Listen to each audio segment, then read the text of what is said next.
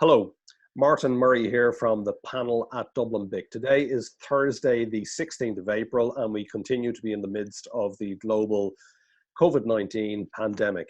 As many of you may know, Enterprise Ireland is the lead Irish government agency for the support of innovative, globally ambitious Indigenous Irish companies.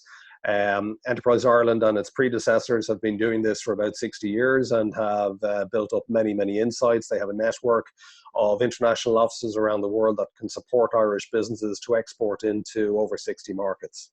So I'm delighted today to be joined by Terry Smith, who is a manager with the HPSU, or High Potential Startup Division of Enterprise Ireland, to discuss the challenges that are facing those ambitious Irish exporting companies today and the kind of supports that Enterprise Ireland is putting in place to help them in the unique set of circumstances that we find ourselves. Terry, you're extraordinarily welcome to the panel at DublinBIC. Thank you, Martin. Thanks for the opportunity to talk to our client base today. Yourself and your colleagues are talking to Irish businesses every day. What are the challenges that you're finding they're having right now? So I just to kind of highlight that, while I work in the high potential startup area, as you said, we do support companies right across the board in terms of the Indigenous client base in manufacturing, internationally traded service and technology companies.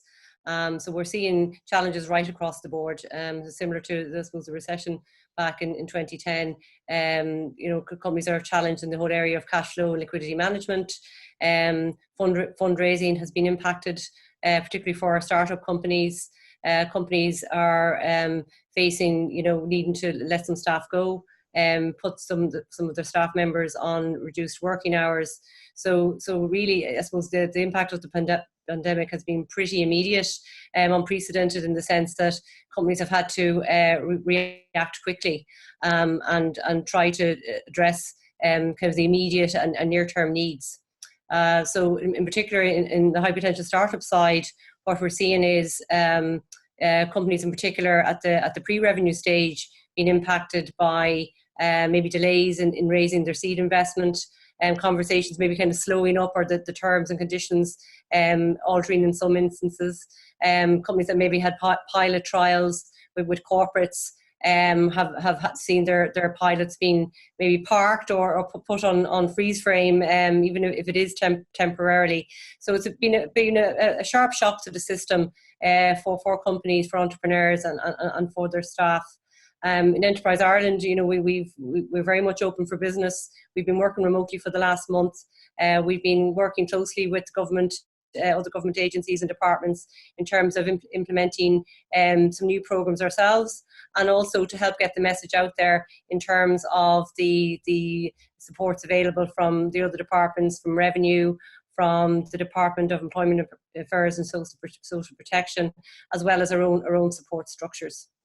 That's very interesting, the point you make in regard to investment and what's happening in regard to the flow of investment, and it's very consistent with a discussion that we had here on the panel at DublinBIC quite recently with VCs and others, and their advice was, if it's at all possible for that pre-revenue startup business to hold off on looking for funding, it's probably advisable to do so, because you could spend a lot of your time spinning your wheels without getting much traction at the moment in the investment marketplace. So it's very consistent with what we've heard previously. Yeah. So can you tell us more about the supports that Enterprise Ireland is putting in place? Okay, so broadly speaking, there's been an announcement in terms of new supports across the board in terms of the SBCI schemes. So not Enterprise Ireland direct schemes, but we do support companies that are in a position to maybe gain traction from other investors, from the banks. In terms of our own new schemes, there was an announcement last week in terms of the Sustaining Enterprise Fund, which is a fund to support companies that need more near-term cash flow. From a high potential startup perspective, that particular scheme will really only be relevant for companies that have over 10 employees. But I would just like to highlight as well that from the high potential startups perspective, we are business as usual. We do have an array of supports in terms of grant supports, in terms of our equity investment supports. The pre-pandemic support structure is still there. And what we're doing now is the team are reaching out to their clients, and I'd also encourage clients that maybe, if they haven't spoken to their DA in recent weeks, reach out to them. We're very much open for business. We're all working remotely. What we're doing is on case by case basis, we're getting an understanding of the company's situation, their financial needs, and what we're doing, Martin, is we're adapting a kind of a tailored approach, so that if we need to adopt a bit of flexibility in terms of our equity policy, we're looking at cases from that perspective. So the message is very much engage with us. We are here to support you. Our previous pre-pandemic supports are still very much there, and we are working with companies on an individual basis to determine what can we do to help in a particular situation. So I'd also like to highlight that areas such as CSF, and on the pre-seed side, we're very much working closely with those companies as well, to advise them and support them in terms of how they can get through this near-term challenge.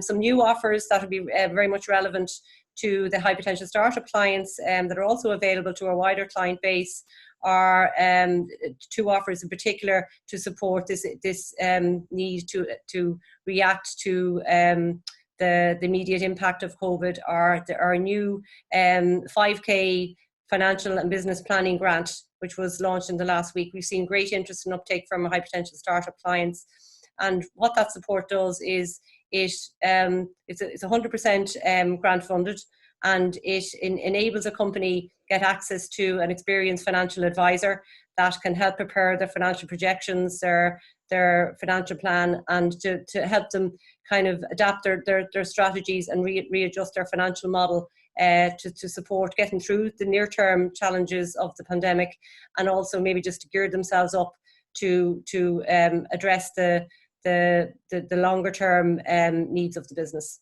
So we're seeing great uptake of that support, and I'd encourage companies to talk to their advisors on that. Very good. Thank you for that, Terry. You mentioned the CSF there, which is the Competitive Start Fund. So this typically invests €50,000 seed capital into startup businesses in return for 10% of the ordinary equity of the business, and it gives the promoter of that business access to the full range of services available from Enterprise Ireland as well. One of your calls for that just closed earlier this week. So you'll have had many startup businesses already apply for that. €750,000 available in each call. Can you tell us what will be happening with CSF going forward this year? Okay, so yeah, we've just closed the call on Tuesday, and we're at the assessment stage. On this current call, it's an all sectors call. The criteria are the same as they were in previous calls. Within that call, we've the capability to approve up to 15 applicants. We're expecting the pitches will happen around mid-May. Going forward later in the year, then we will have additional calls for CSF, and I'd advise any entrepreneurs and companies that are interested in applying to keep a close eye on our website. We will be updating the upcoming call schedule in the near future, and just to get that message out there that CSF, it's still out there. We've actually seen a slight uplift in terms of the level of interest in the current call, which is positive, and it's good to see. It's good to get that message out there to entrepreneurs that we're very much here to help, and that there's an opportunity there to get that pre-seed support through CSF. Okay, thank you for that. Enterprise Ireland is an investor in businesses using many of the same criteria that other investors, venture capital funds and so on would use. You're looking for businesses that have real innovation, that have the potential to scale and so on. With the COVID-19 pandemic, what do you see changing in the investment marketplace? Will there be certain categories of business that will become more investable or less investable? What do you see happening going forward? Well, we're all seeing a trend, I think, in terms of certain categories that may be of more interest now, or may have been of interest in the past, but the level of opportunity may have rapidly increased in the last month. And I'm talking in particular about products and services that are applicable to support remote working activities. So in the whole area of healthcare, there's been an uplift, I think, in interest in some of the telehealth, telemedicine companies, which is positive. I think there was always a thought process there that, you know, that is an area for further development, but I think the pandemic has forced that you know, the uptake of those technologies as well. Any online learning platforms, edtech, we're seeing an uplift for them. There are some companies actually that I've spoken to in recent weeks that have said actually the pandemic has actually brought them new opportunity, which is interesting to see. And you know, I think that there's a positive message there that, you know, it has helped maybe accelerate or focus interest in those categories. The whole life science side, diagnostics, etc. We've seen a lot of inquiries come through for new new options. There's a new fund as well being launched through SFI in collaboration with the other agencies, the Rapid Response assessment process for new solutions to address the pandemic. And I'd encourage many companies or entrepreneurs to have a look at that opportunity, or to an Enterprise Ireland client to talk to their development advisor. So overall, I think that, you know, the pandemic has put a focus on some particular sectors, but for other companies maybe that feel that their sector has been hit as a result of the pandemic, what I would say is, you know, now is the opportunity to kind of, you know, keep close to your customers, keep close to the market.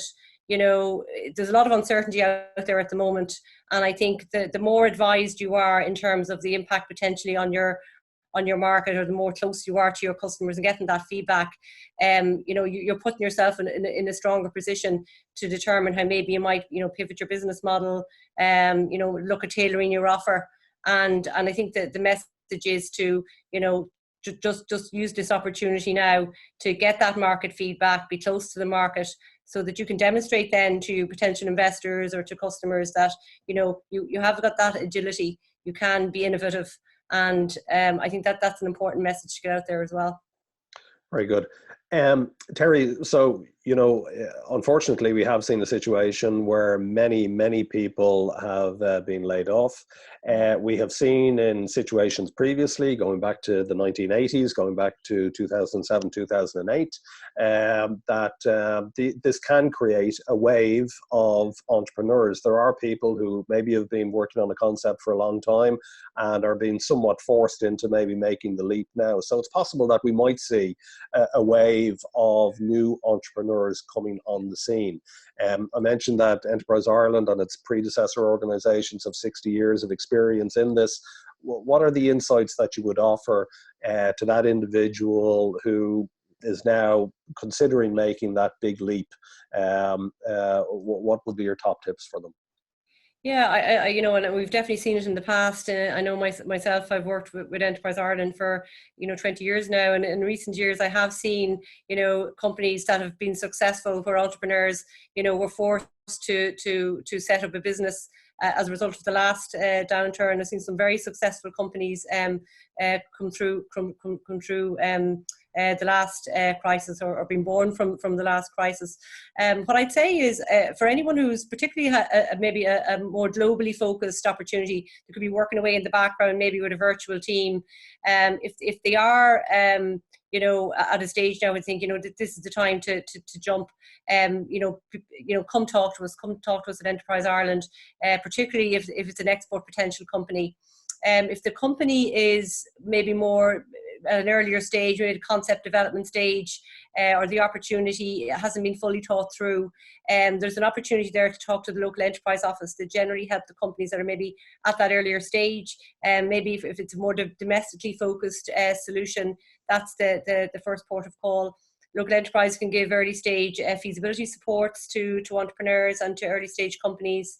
And I think, if it's just advice maybe and some mentoring, there's always the opportunity to go to DublinBIC and to the other national BICs to avail, I suppose, of your services and supports in terms of just even sounding out your idea.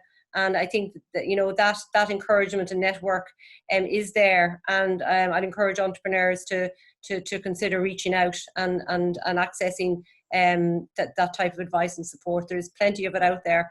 So for the more export focused, come to Enterprise Ireland, to our HBSU inquiries team. If it's maybe at the earlier stage, a concept stage, to go to their local enterprise office. And either way, we can redirect if needs be.